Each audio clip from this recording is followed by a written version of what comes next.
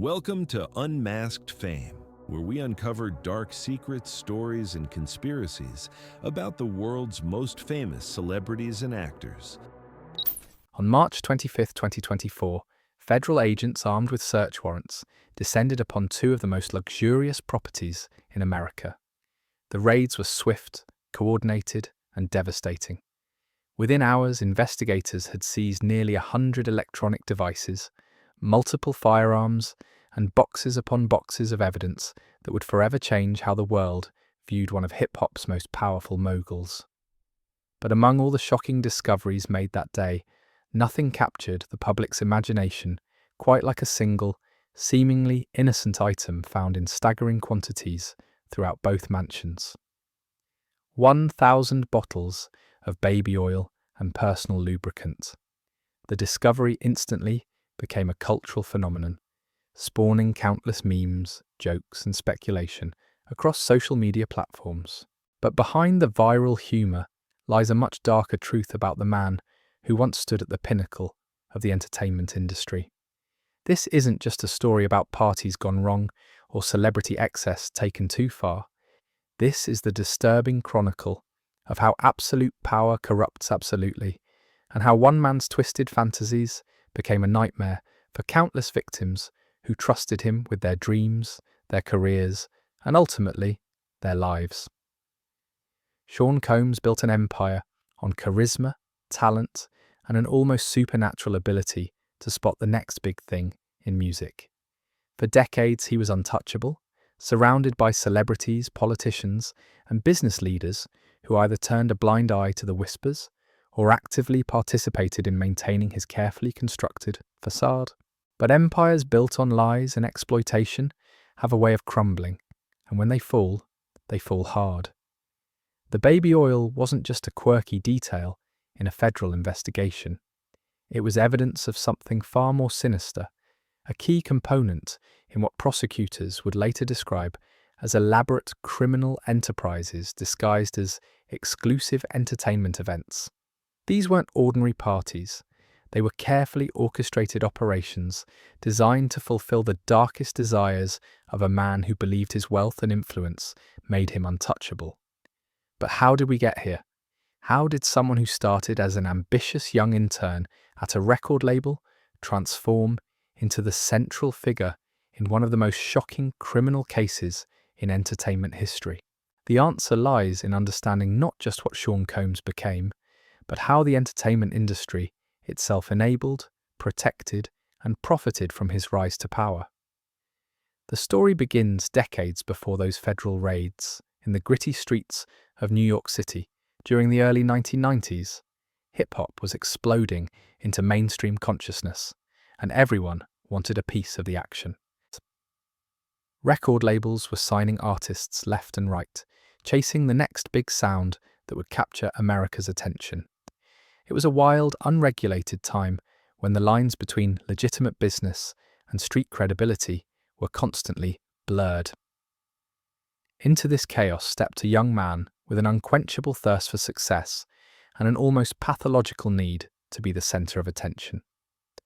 From his earliest days in the industry, Sean Combs displayed an unusual combination of genuine talent and deeply troubling behavior patterns.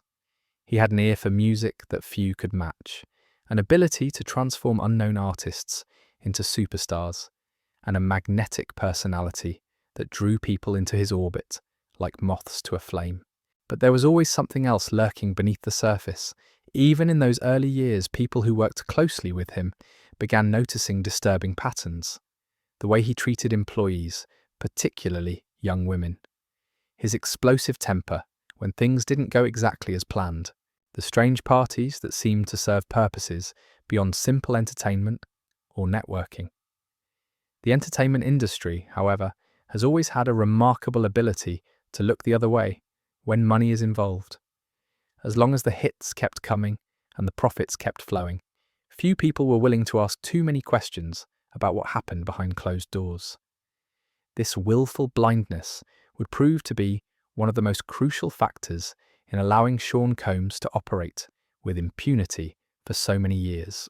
The parties that would eventually become the focus of federal investigation didn't start as the elaborate, disturbing events they would later become.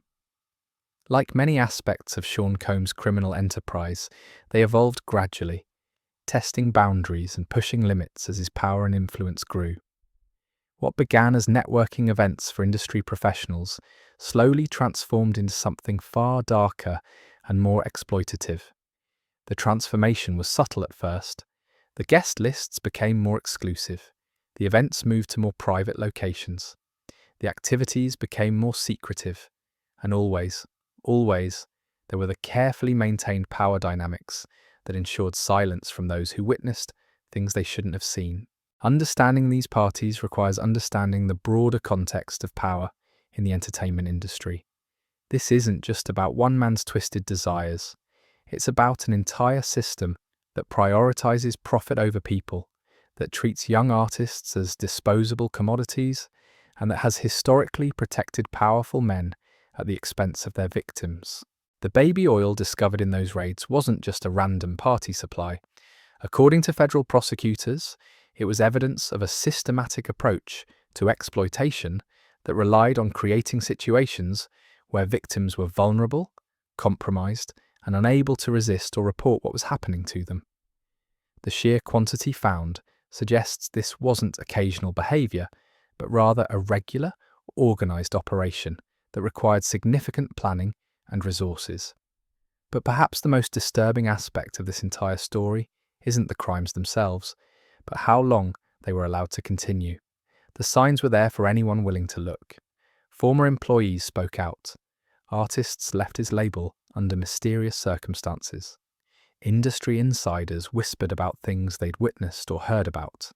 Yet somehow, the machine kept rolling, protected by layers of lawyers, publicists, and enablers who had built their own careers on maintaining Sean Combs' carefully crafted public image.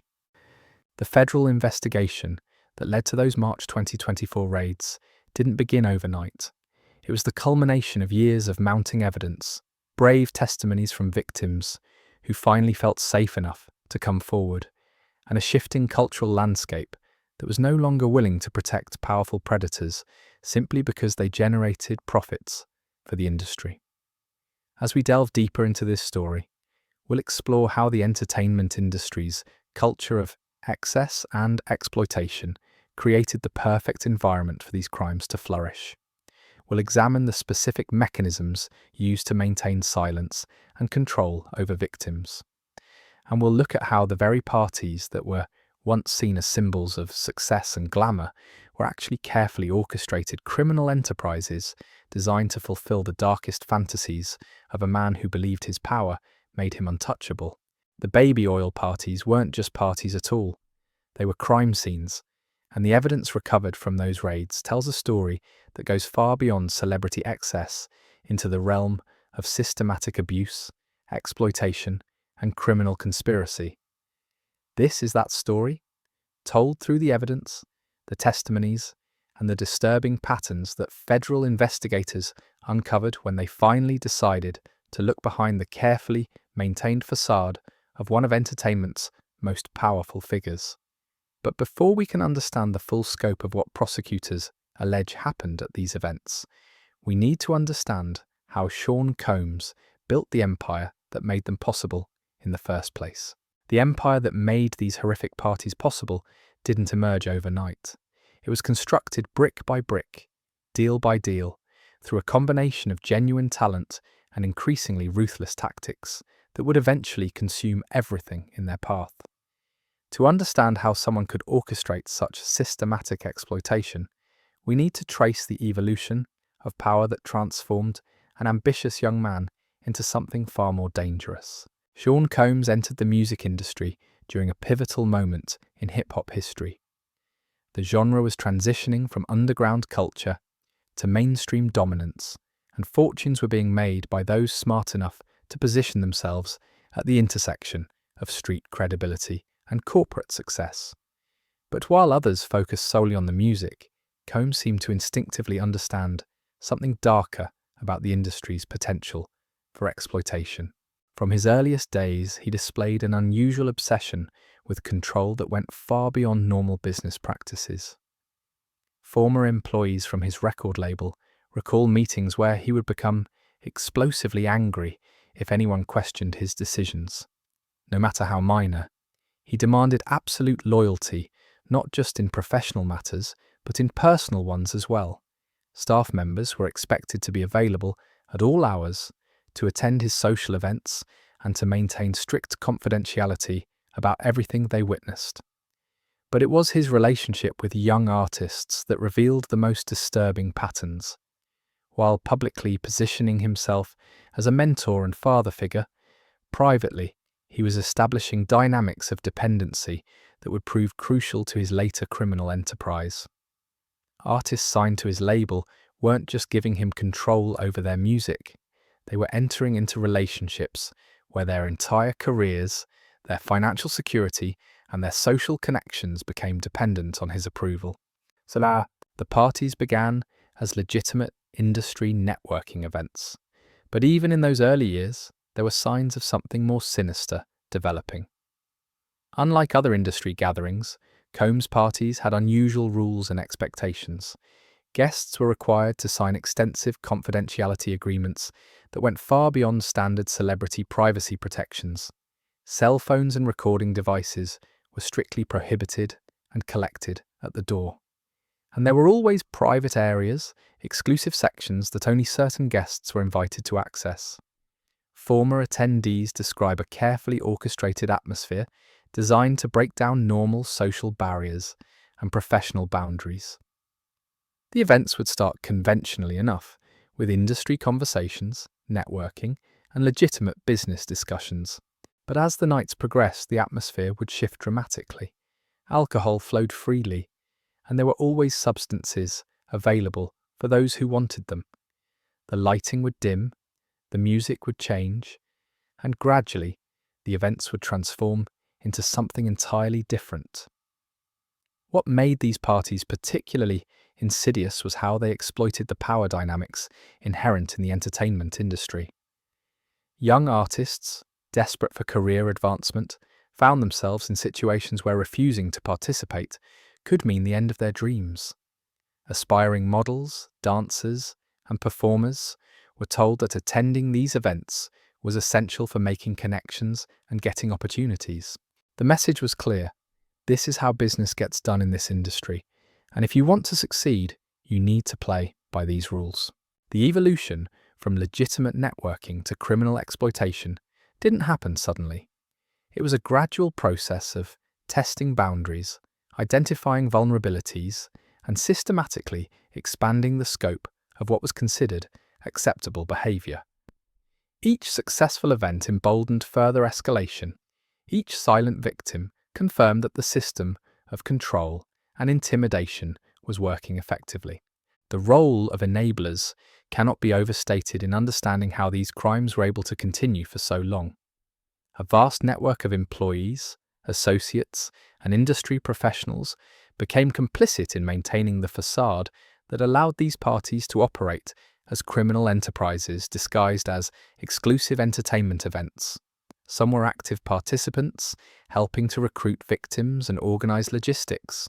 Others were passive enablers who simply looked the other way when presented with evidence of wrongdoing.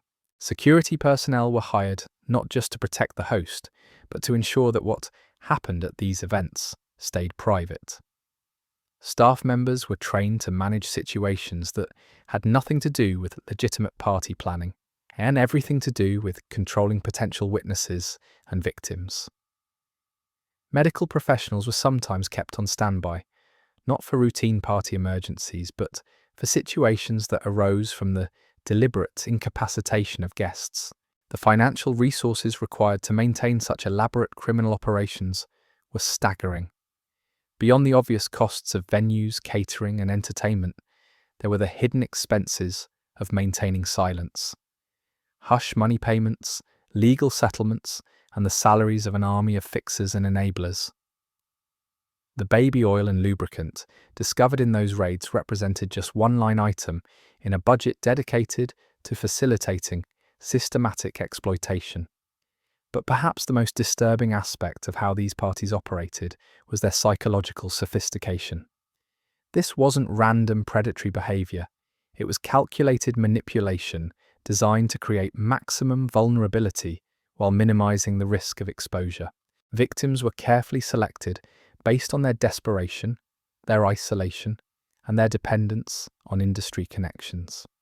The events were structured to create situations where normal judgment was impaired and where the lines between consent and coercion became deliberately blurred. The locations chosen for these events were as strategic as everything else about their operation. Private mansions with multiple rooms and secluded areas, hotels where entire floors could be rented and controlled, yachts and private islands where escape was literally impossible. Every venue was selected to maximize control while minimizing the possibility of unwanted witnesses or intervention. As the criminal enterprise expanded, so did its sophistication. What had once been opportunistic exploitation became systematic operation, with protocols, procedures, and specialized personnel. There were people responsible for recruiting potential victims. Others managed logistics and security. Still others handled the aftermath, ensuring that participants remained silent through a combination of rewards for compliance and severe consequences for those who might consider speaking out. The documentation discovered during the federal raids reveals an operation that functioned more like a criminal organization than a series of parties.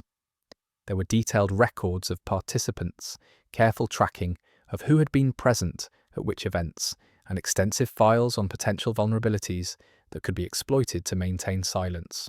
The baby oil wasn't just a party supply, it was inventory for a criminal enterprise, purchased in bulk and distributed strategically to facilitate predetermined activities.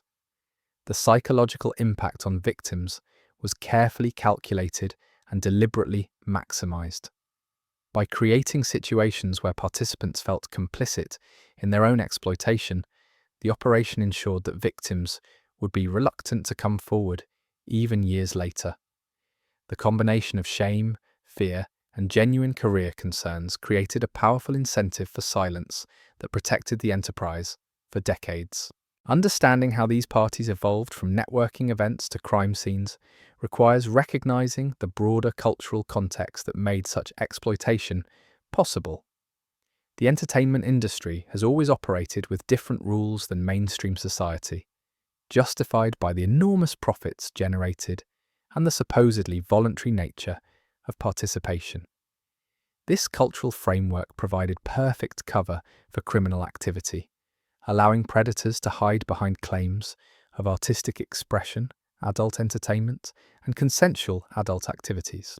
The federal investigation that eventually exposed this criminal enterprise had to overcome not just the sophisticated security measures put in place by the perpetrators, but also the cultural resistance within the entertainment industry to acknowledge that such systematic exploitation could exist at its highest levels. The discovery of those 1,000 bottles of baby oil became a symbol not just of one man's crimes, but of an entire industry's willingness to look the other way as long as the profits continued to flow. As we prepare to examine the specific allegations and evidence that led to federal charges, it's crucial to understand that what prosecutors describe isn't just a series of parties that got out of hand. It's alleged to be a carefully orchestrated criminal conspiracy that used the trappings of entertainment industry excess to disguise systematic exploitation, trafficking, and abuse. The baby oil parties weren't celebrations.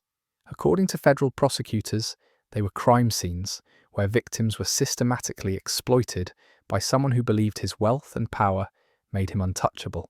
But the story doesn't end with the raids, or even with the criminal charges.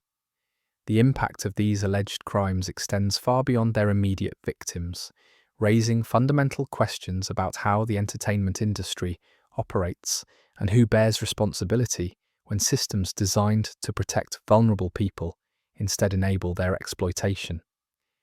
The raids on March 25, 2024 marked the end of an era, but they also marked the beginning of something else entirely. The discovery of those 1,000 bottles of baby oil became more than evidence in a criminal case. It became a symbol of how power without accountability inevitably corrupts, and how entire industries can become complicit in protecting predators when profits are at stake. As federal prosecutors continue building their case, the entertainment industry faces a reckoning that goes far beyond one man's alleged crimes. The systems that enabled these parties to operate for decades remain largely intact. The culture of silence that protected powerful predators continues to influence how victims are treated and how allegations are investigated. And the fundamental question remains: how many others are still out there, hiding behind carefully crafted public personas while exploiting those desperate enough to chase their dreams? The 1,000 bottles of baby oil weren't just party supplies. They were evidence of systematic exploitation, disguised as entertainment, criminal conspiracy masquerading as celebrity excess, and human trafficking hidden behind the glamorous facade of exclusive industry events. But perhaps most importantly, they represent something else entirely: proof that no one, regardless of wealth, fame, or influence, is truly untouchable when the truth finally comes to light. The victims who found the courage to come forward didn't just expose one man's alleged crimes. They pulled back the curtain on an entire system that prioritized profit over people, power over justice, and silence over truth. Their bravery ensures that this story, as disturbing as it is, serves a purpose beyond mere scandal. It serves as a warning, a wake-up call, and ultimately, a catalyst for the change that should have happened decades ago.